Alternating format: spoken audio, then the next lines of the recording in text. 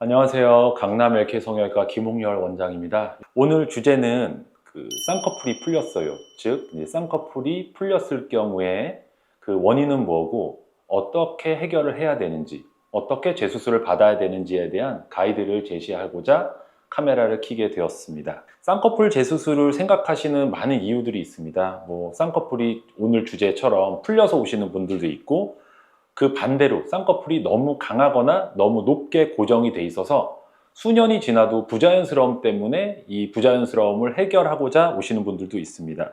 또한 쌍꺼풀은 잘 유지되고 있는데 눈 뜨는 힘이 약하셔가지고 쌍꺼풀 자체는 있는데 뭔가 눈이 개슴츠레 보이고 눈이 또렷한 느낌을 주기 어려우면서 눈뜨기가 무거워진다고 호소를 하실 때, 이런 경우도 이제 재수술을 고려하시고요. 단순히 이제 미용적으로 이전 쌍꺼풀 모양이 실증 나거나 좀 바꾸고 싶어서 오시는 분들도 간혹 계십니다. 그 중에서 지금 언급드린 그 쌍꺼풀 재수술의 어떤 원인, 가장 많은 빈도라고 한다면은 오늘의 주제, 쌍꺼풀이 풀려서 재수술을 하러 오시는 분이 아닐까 싶습니다.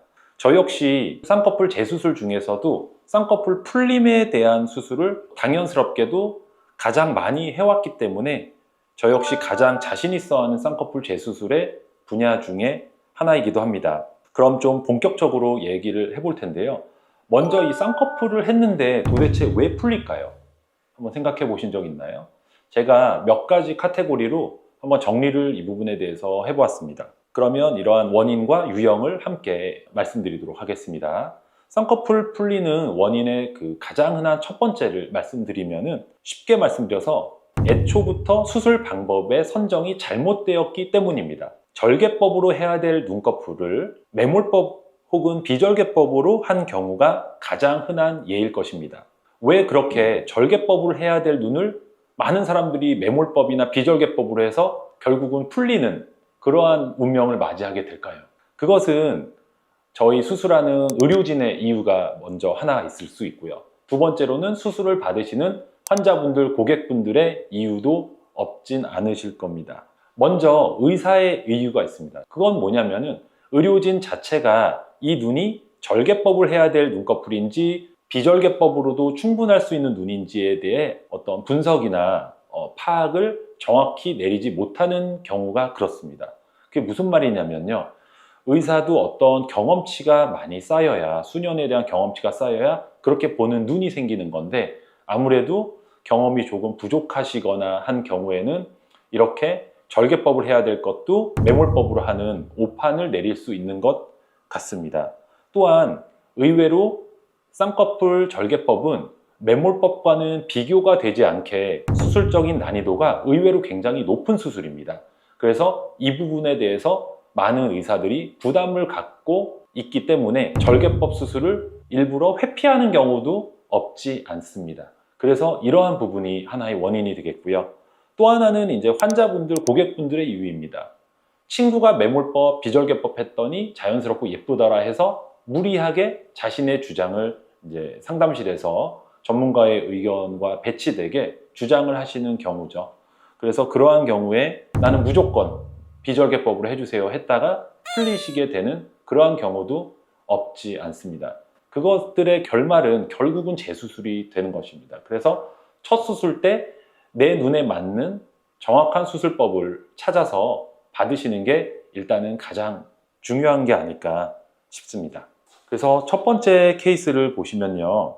젊은 여성분이시고요. 대형 성형외과 하면은 이제 봉직 선생님들, 페이닥터가 이제 여러 분 있는 성형외과를 이제 대형 성형외과라고 하고, 저처럼 혼자서 1인 성형외과죠. 1인 성형외과랑 이제 반대되는 개념인데요. 어쨌든 이분은 대형 성형외과의 페이닥터 선생님께 매몰법으로 쌍꺼풀을 하셨는데 불과 1년 만에 풀어주셨다고 합니다. 그래서 다음과 같은 모습으로 저에게 오시게 되었고요. 쌍꺼풀의 흔적이 거의 없죠. 거의 없으시고 다 이렇게 풀려버린 그런 상태십니다. 그래서 수술을 저에게 이제 절개법으로 이제 교정을 받으셨습니다. 절개법 재수술을 해드렸고요. 지금 수술 후 사진은 3, 4주 정도 되었을 때의 경과 모습입니다. 그래서 약간의 잠붓기는 조금 남아있다는 점을 참고해서 봐주시면 되겠습니다. 쌍꺼풀이 풀어지는 그 두 번째 이유와 사례를 말씀드리도록 하겠습니다. 두 번째 이유는 눈 뜨는 근력, 눈 떠 올리는 근육의 힘이 약한데도 거기에 대한 조치를 하지 않은 경우입니다. 눈 뜨는 근육의 힘이 약한 상태를 흔히들 안검하수라고도 하는데요. 어쨌든 눈 뜨는 근력이 약한데 안검하수 교정이나 흔히들 요즘 말하는 눈매 교정을 해야 되는 케이스인데도 하지 않은 경우입니다. 이 말은 조금 정확히 여러분 들으셔야 됩니다. 눈매 교정을 모든 눈에서 무조건 해야 된다는 말씀을 드리는 것이 아니라 눈 뜨는 근육의 힘이 약한 경우에는, 의미 있게 약한 경우에는 눈매 교정이 반드시 필요로 하게 되는데, 이렇게 필요로 하는 경우에도 불구하고 눈매 교정을 하지 않은 경우라고 말씀을 다시 정확히 드리겠습니다. 쌍꺼풀 수술은 본질적으로 눈을 떠 올릴 때 움직임을 만들어내는 성형입니다. 그러니까 이 움직임 자체가 다이나믹하고 잘 움직이는, 잘 상방으로 눈꺼풀이 이동하는 그러한 운동성을 가지고 있어야 되는데요.